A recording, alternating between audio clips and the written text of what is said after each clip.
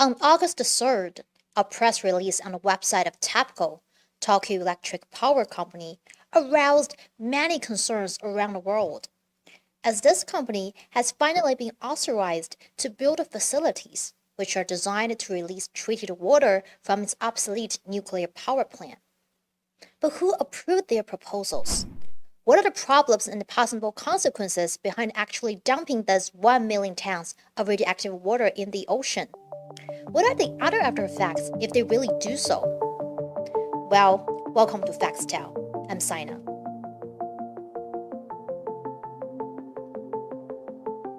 So, who nodded? There's certainly a bunch of documents that need to get approved just prior to publishing this press release we saw at the beginning. Most importantly are these two documents with super long names. I won't read them out, you guys can have a look for yourself. The first one, this application documents for approval was sent to NRA for permission. Oh, not NRA that promotes guns. This NRA is the Nuclear Regulation Authority, which is just an administrative body under Japan's cabinet. And the second document, request for prior consent, was submitted by TEPCO to Fukushima Prefecture, Okuma Town, and Futaba Town in December last year. And they all got passed. So that's why TEPCO happily published a press release and announced to the world that they are going to build discharge facilities, which enable them to pour radioactive water into the ocean starting next summer. But hold on a second. This is about 1 million tons of radioactive water dumped into the Pacific, and there are other countries and billions of people living around the area. So here is my question. Can one branch of Japan's cabinet or one prefecture and two towns decide the fate of billions of people? As a matter of fact, what did they really decide on? Do they have the authority to say yes? Many of you may already know that in 2011, a 9.0 magnitude earthquake hit the northeastern coast of Japan.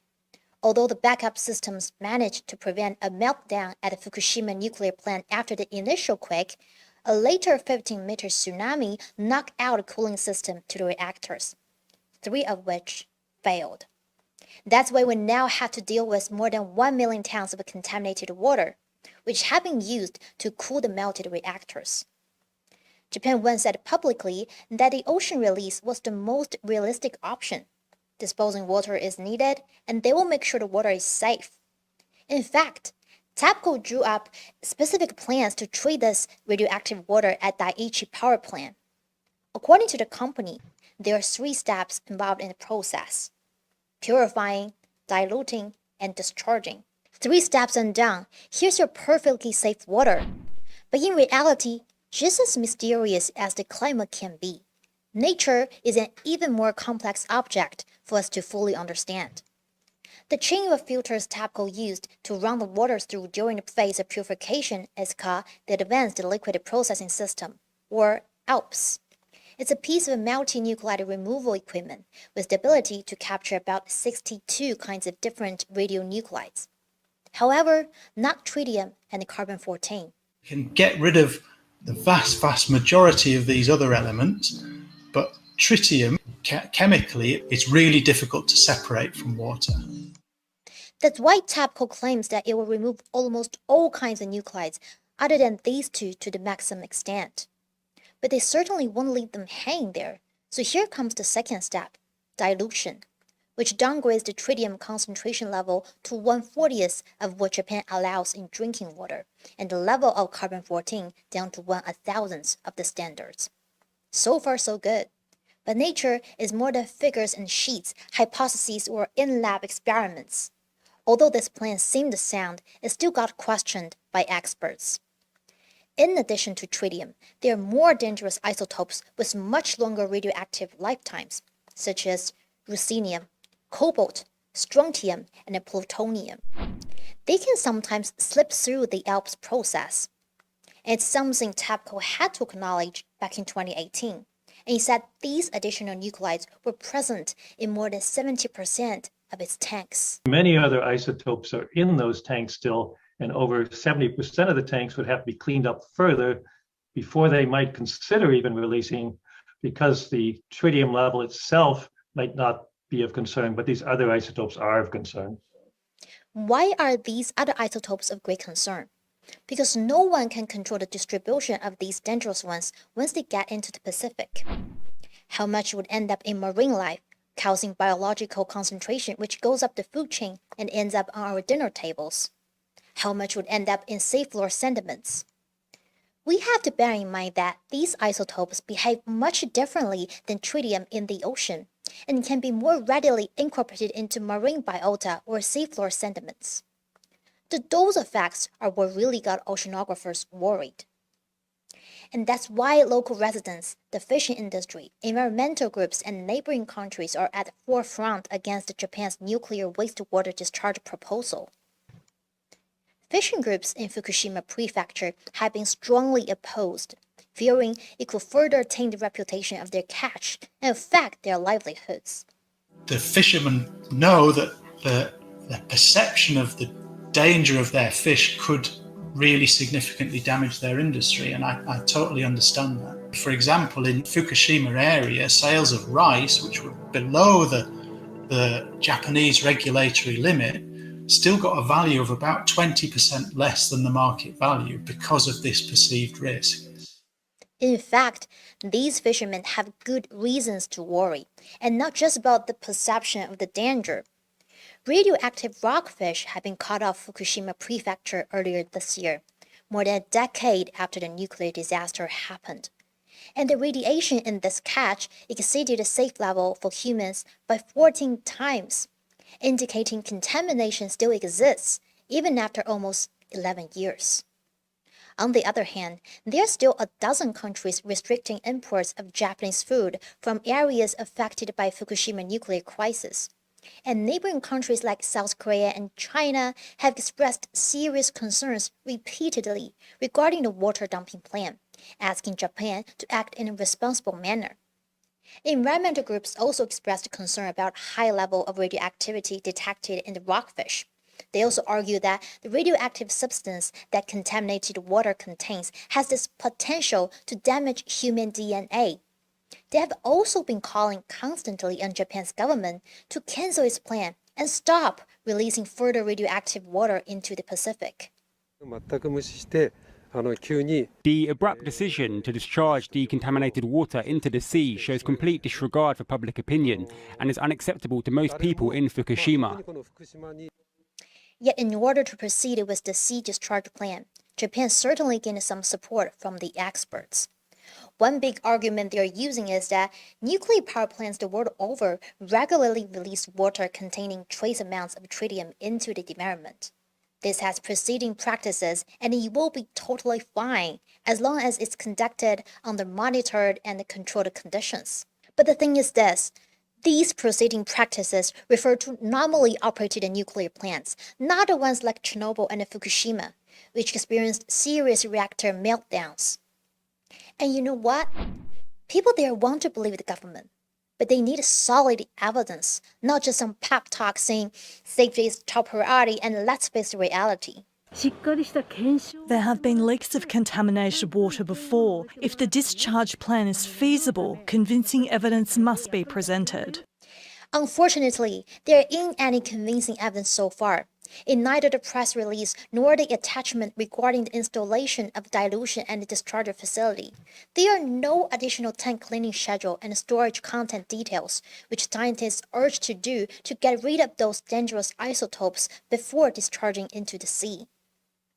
Scientists such as Shigeyushi Otosaka pointed out that there is a lack of scientific support, as the TAPCO purification has only been tested on a small scale and is yet to prove itself that the processing performance can be maintained for a long time with a large quantity.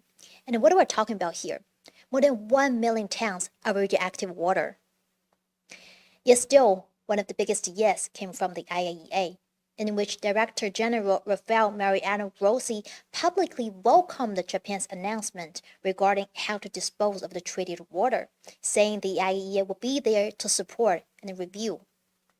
But with all due respect, Mr. Grossi, you are dealing with TAPCO, not an industry model. It's a company that is notorious for hiding massive leaks and deliberately ignoring nuclear safety risks. For years, TAPCO has insisted that radioactive materials have been removed completely.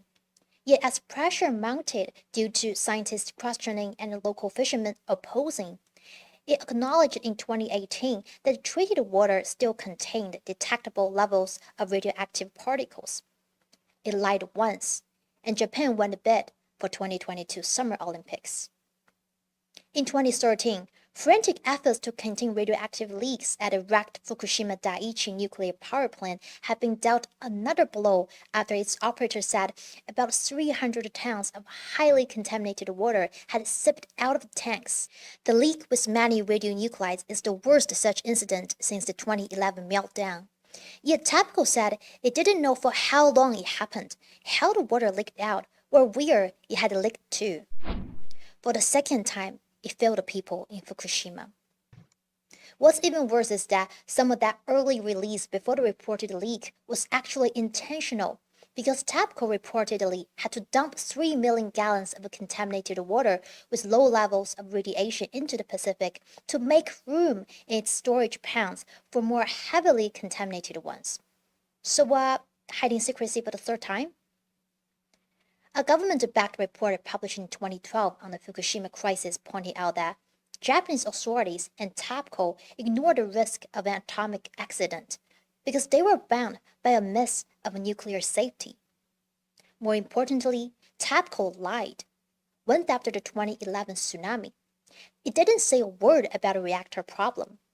The company president even instructed officials during the 2011 disaster to avoid using the word meltdown. And 5 years later, in 2016, it finally acknowledged its delayed disclosure of the meltdowns at 3 reactors. This was a huge cover-up, and it apologized. So I'm sorry, I lost the count of how many times TEPCO failed people who lived there. In fact, according to a German NGO Greenpeace and its independent analysis, what the Japanese government had said about ocean discharge is also a lie.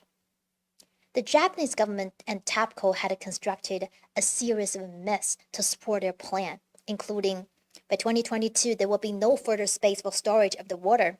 The water is apparently not contaminated, and the radioactive tritium is the only radionuclide and harmless. And there are no alternatives to discharging the water into the ocean. All these narratives have been created for both financial and political reasons. Not only is ocean discharge the cheapest option, it also helps the government create the impression that substantial progress is being made in the early decommissioning of the Fukushima Daiichi reactors. Yet despite this habit of lying and covering, the company still successfully pushed through its water dumping plan. And this is how the story always ends. Despite a global outcry, Japanese zaibutsu, or let's say plutocrats, always get what they want.